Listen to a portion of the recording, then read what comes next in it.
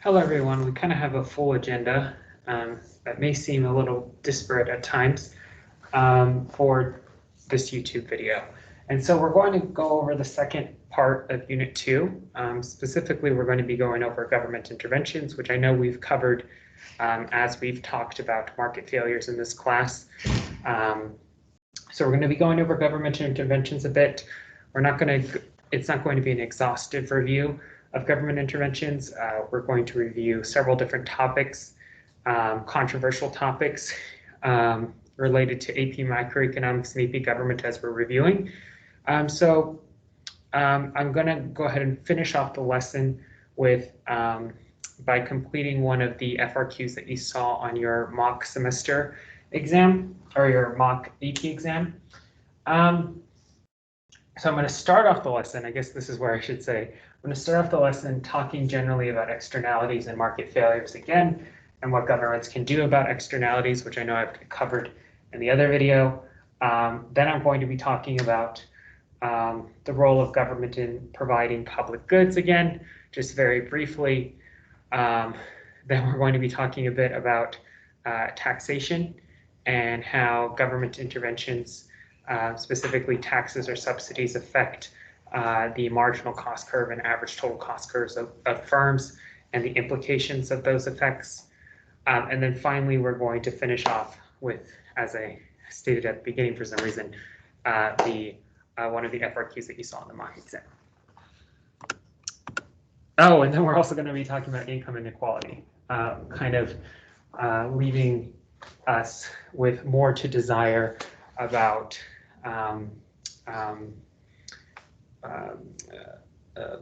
or leaving us with some interesting questions, I feel, about the role of government in society, as we're going to be reviewing for microeconomics and government going forward. Okay, so we talked about market failures, and we said the first market failure that we identified was when we saw in the monopoly model that leaving a monopoly market to its own device yields yields deadweight loss, and we realized that we don't produce at the allocatively efficient point in a monopoly market, meaning at the point where price equals marginal cost. So we look at market failures in output markets. We look at market failures in input markets with the monopsony model. And then we talked about externalities, another type of market failure, and we said that anytime there's a market failure, there really is a role for government in potentially maximizing social welfare, which is not to say that there isn't a role for government in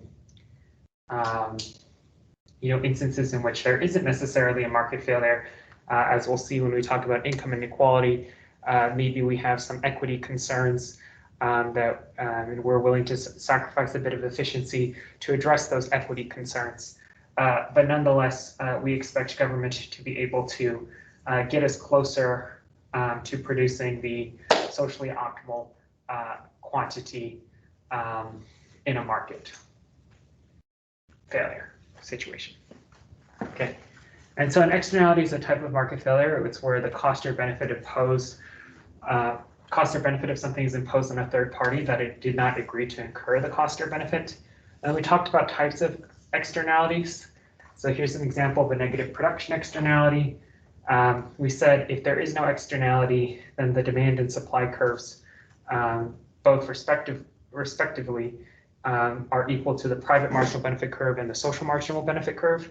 But if there's the supply curve is equal to the private marginal cost curve and the social marginal cost curve. But if there's an externality, then we see that there's a gap between either the private marginal benefit curve and the social marginal benefit curve, or the private marginal cost curve and the social marginal cost curve. And so here we did a simple pollution externality. I'm not going to go over these examples at length again, just watch the previous video. But in this case, the social marginal cost curve, which now takes into consideration the marginal damage that occurs from the production of steel, maybe the steel producers dumping sludge down a river or whatever, is everywhere shifted or is above the private marginal cost curve, right? So the role for government is to essentially close this gap. And one way they can do this is through a per unit tax, right? Pretty simple. A per unit tax would effectively shift the private marginal cost curve to the left and could potentially get it closer to producing the socially optimal quantity, right?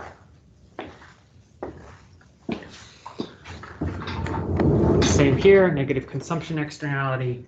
You could again do a per unit tax on the consumption of cigarettes. Right now, there's a gap between the social marginal benefit curve and the private marginal benefit curve. Society would rather you smoke less because it comes with all these externalities, secondhand smoke, and so forth. So perhaps a per unit excise tax on cigarette consumption. And then with positive production externalities, we see, for example, research and development. Perhaps the government is trying to incentivize, or we see that there's a gap between the private marginal cost curve, the marginal cost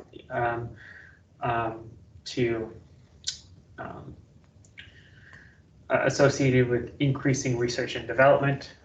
Right, this is the quantity of research and development. It's kind of an abstract concept, I know. And the social marginal cost curve is shifted to the right. There's a gap between the private marginal cost curve and the social marginal cost curve. We talked about other ways in which the government tries to incentivize research and development specifically, through the granting of monopolies over a certain time frame. And therefore monopoly profits associated with research and development.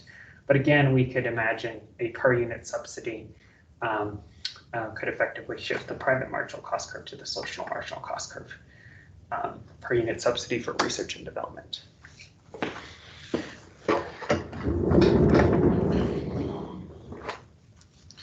And a subsidy, just a reminder, is government giving money, taxes, taking money. Market for vaccines, I think I've talked about this example before, where there's some editorials early on in the pandemic that were talking about vaccine hesitancy, and I haven't seen a lot of editorials since, but they talked about one potential solution, bridging this private marginal benefit curve and the social marginal benefit curve is giving people cash money if they get the shot, right? So it's effectively a subsidy if they get the shot. So government interventions.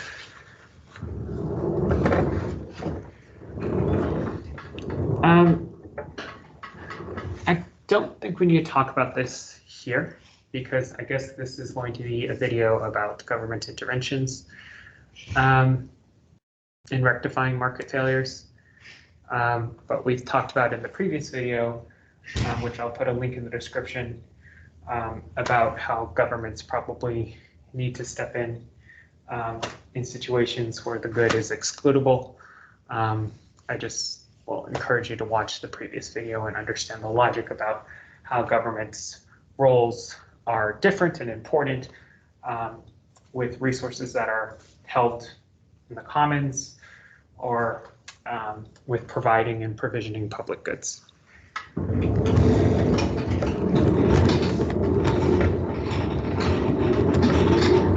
I'm going to take us to the back of the room and we're going to discuss one of the free response questions that you should have encountered on your mock AP exam. And so I told you guys that we hadn't obviously covered everything in the mock exam, and that was okay. That was by design. The district always does that to be able to compare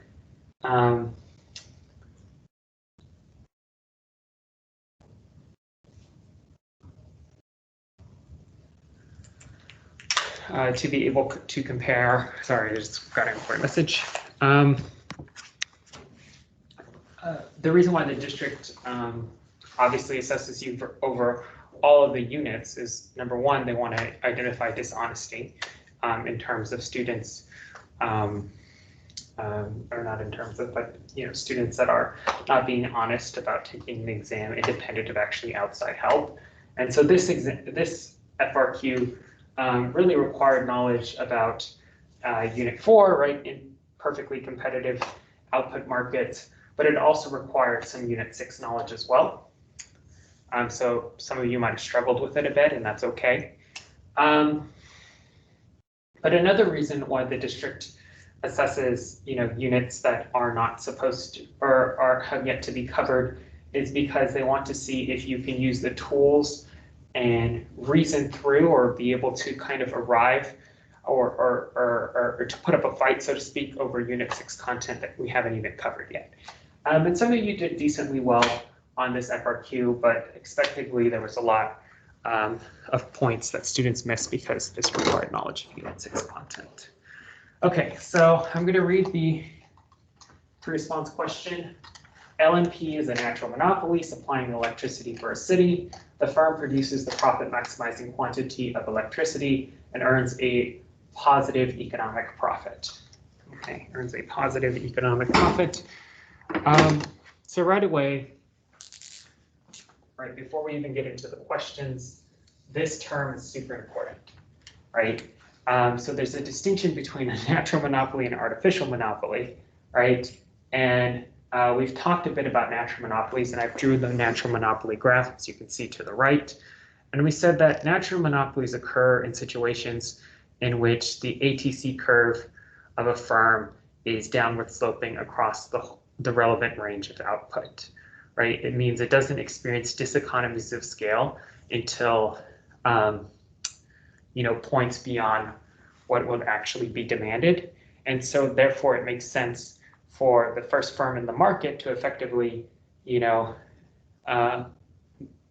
have a natural monopoly over this market.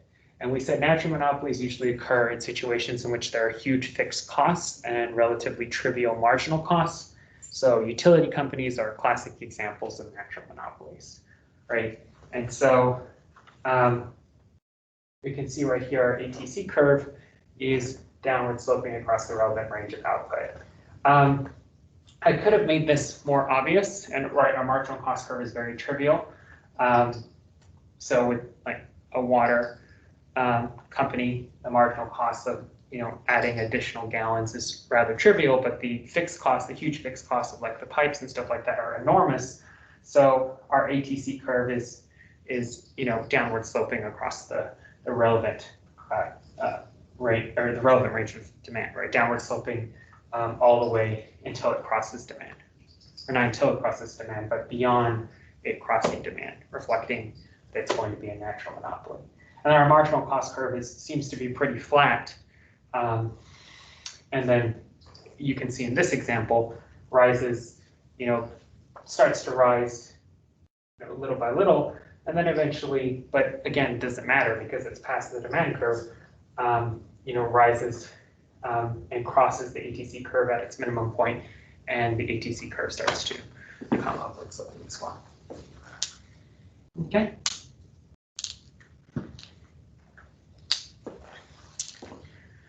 So that's pretty important. In a situation that isn't a sort of natural monopoly, which I can draw here, right? Demand curve,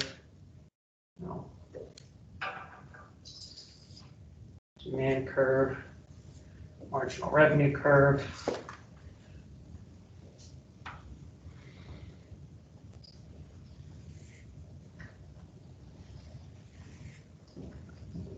Marginal cost curve, ATC curve, right? There would be different applications of that. And then, so it says, describe a condition that distinguishes a natural monopoly from a typical monopoly. And so that condition would be that a natural monopoly's ATC curve, right? It's only asking you to describe, it's not asking you to explain. Less mental work with a description task work, but still quite a bit of mental work. The ATC curve is downward sloping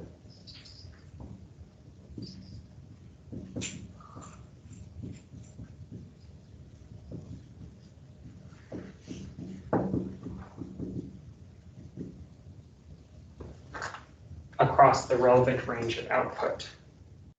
You know, it's reasonable to assume this is the long-run ATC curve. We can also draw short-run cost curves, but this is a long-run marginal cost curve, a long-run ATC curve. We've also thought about monopoly markets with short-run cost curves, but let's just assume that these are in the long run. The ATC curve is downward sloping across the relevant range of output. You might want to define what that means.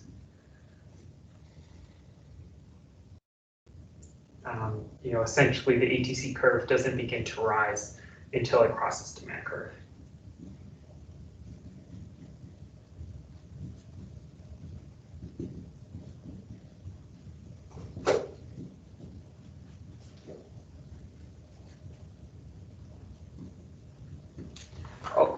So essentially what that means is, like, it doesn't matter that your costs begin to rise, you know, beyond the demand curve. Nobody's going to demand that. I mean, that would only start to matter if the demand curve shifted outward.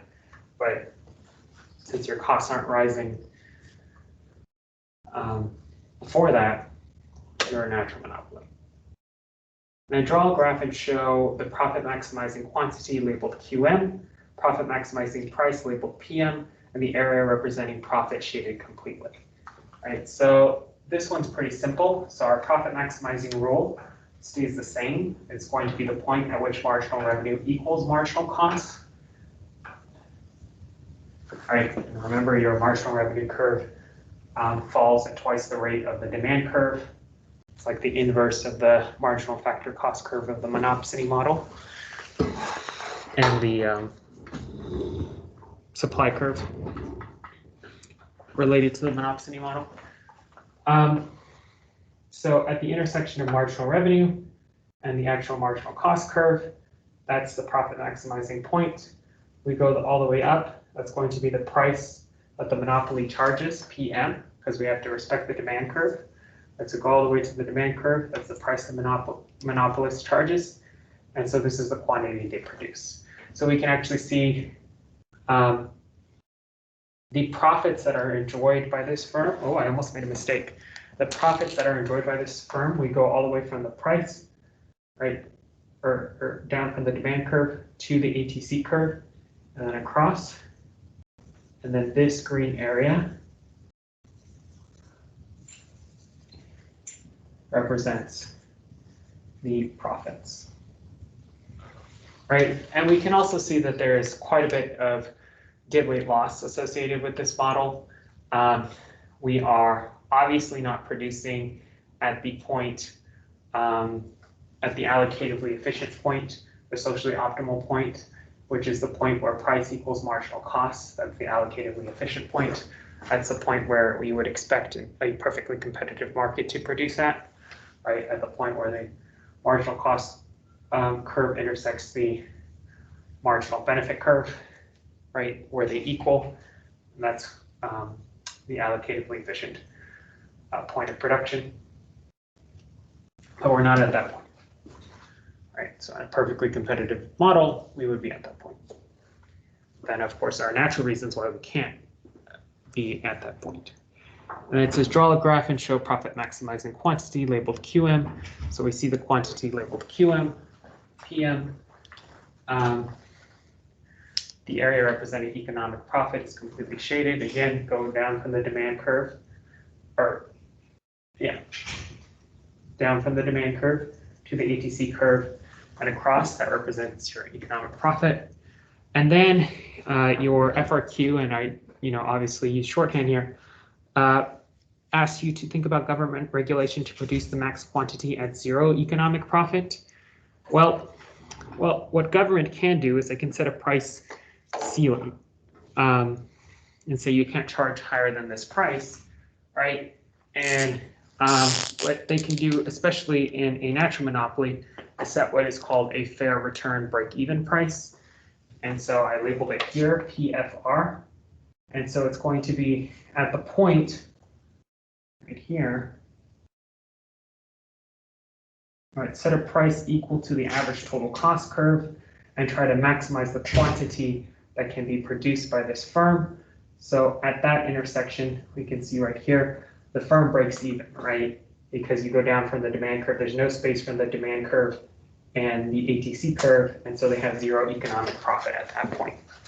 That doesn't mean they don't have an accounting profit, right? It just means that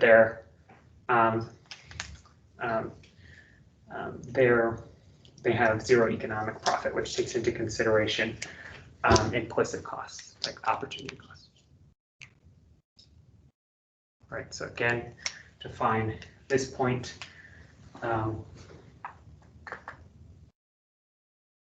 we can set a price ceiling here. It would make more sense for us to want to maximize output, right? So we would set it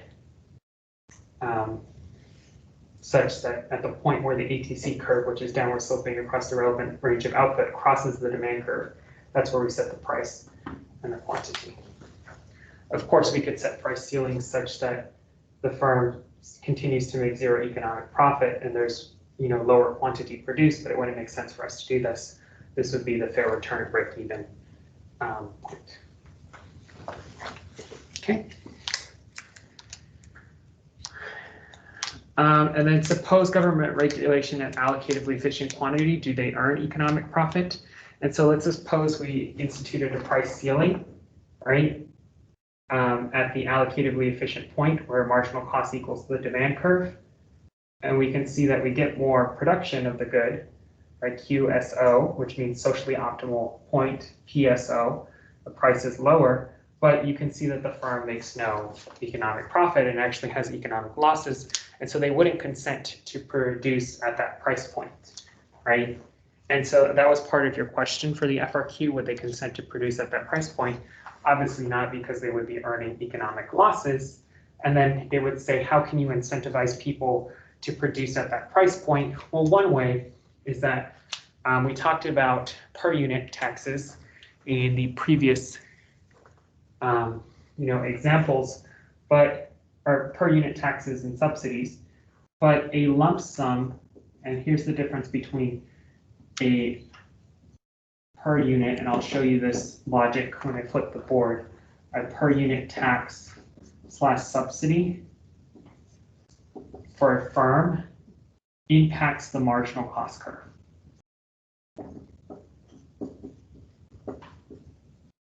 A lump sum tax / subsidy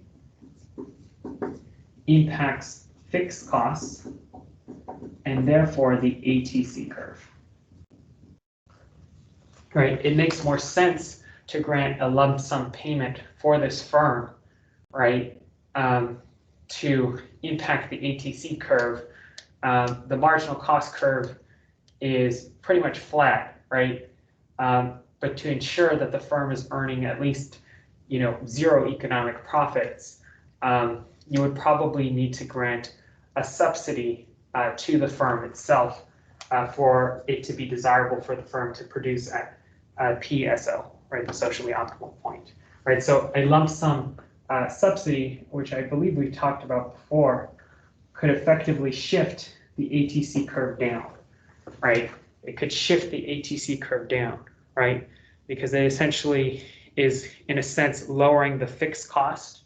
And remember, there are huge fixed costs with natural monopolies, and that's why their average total cost curve is downward sloping over the relevant range of output, right? A lump sum subsidy would shift the ATC curve down, and then they would become willing to produce at the socially optimal price point, right, at QSO. But otherwise, no. I don't think your FRQ asked you to think about a lump sum subsidy shifting the ATC curve down, but if it did, like if it said under what conditions would they be willing to produce at PSO, we'll then say a lump sum subsidy. But they wouldn't otherwise, right? Because they're making economic losses at that point, so they would just refuse. Okay, so I hope that was helpful. Let's get this closer so you can see. Good for you guys. Okay, so that was on your mock FRQ. And then it kind of this I probably, because I was planning on talking about the Lorenz curve and wealth and income inequality, or income inequality specific, or income inequality first, but I was trying to get at that there's a difference between per unit versus lump sum taxes. There's a similar logic with subsidies. A per unit tax, and we've talked about this, remember this is Unit 2 review. A per unit tax, we can conceptualize it either as shifting the demand curve to the left or the supply curve to the left. And who bears the burden of the tax depends on the elasticity of demand and supply curves. But a per unit tax, think of like the soda tax that we went over in Unit 2. It's a tax on each unit sold in the marketplace, while lump sum tax is a tax on like the same amount for every person regardless of how much is sold. And so a per unit tax affects variable costs and therefore shifts the marginal cost curve, and it will shift the marginal cost curve to the left. And then a lump sum tax shifts the ATC cost curve up, right? And then there's a similar logic with subsidies. A per unit subsidy would shift the marginal cost curve to the right, and then a per unit or a lump sum subsidy would shift the ATC curve down, right? And so effectively that's why, in Unit 2, when we assumed perfect competition and where essentially the supply curve was equal to the marginal cost curve, that's why we are able to draw, S plus tax as a shift up, or that's why we drew it as a leftward shift, because effectively we're increasing the per unit marginal cost when we did per unit taxes.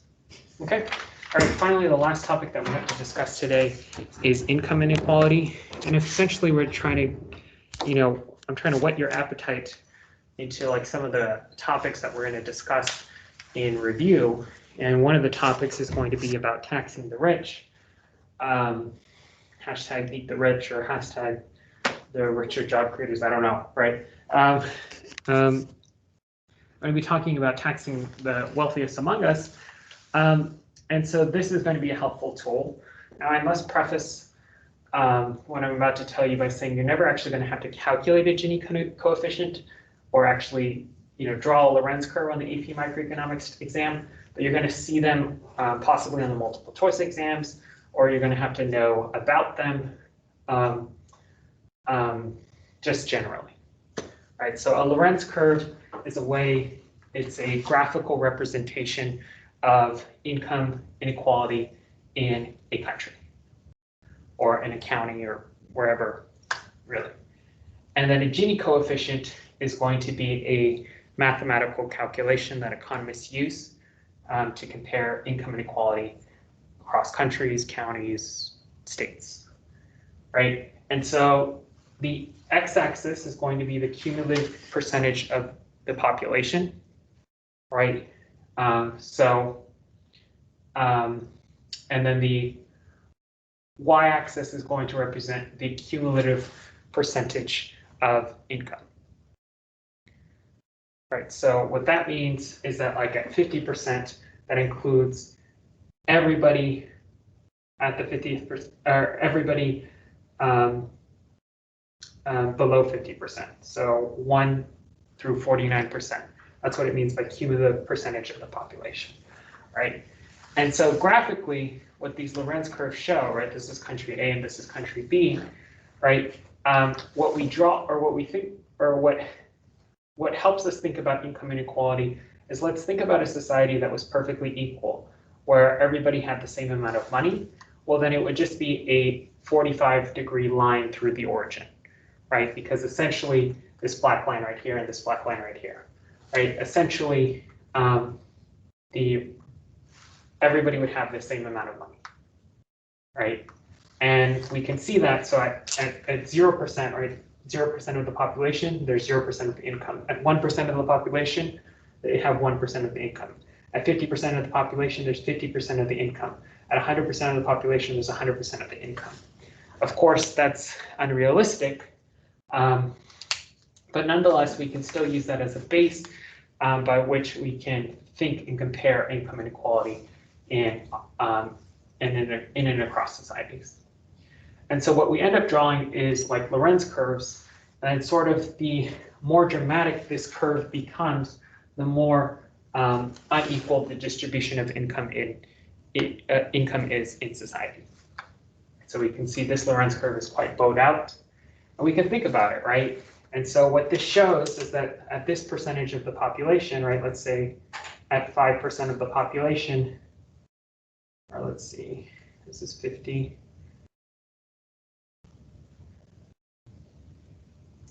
Right, so this is a more equal distribution of income. So let's look at this example, right, where we can see that it's almost hugging the x-axis, right? So we can see right here at, what is that, 20% or 15% of the population, they own virtually like what, 2 or 3% of the income in society.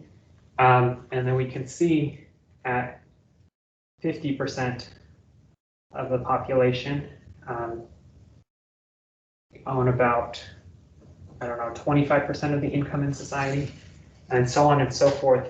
We can see as we move further and further along this axis, right, the richest among us own more of the total income in society, right? So a Lorenz curve that is bowed outward, or that is a bit more dramatic in the country B example, is going to reflect a more unequal distribution of society. So graphically, you know, a Lorenz curve helps us think about income inequality in society.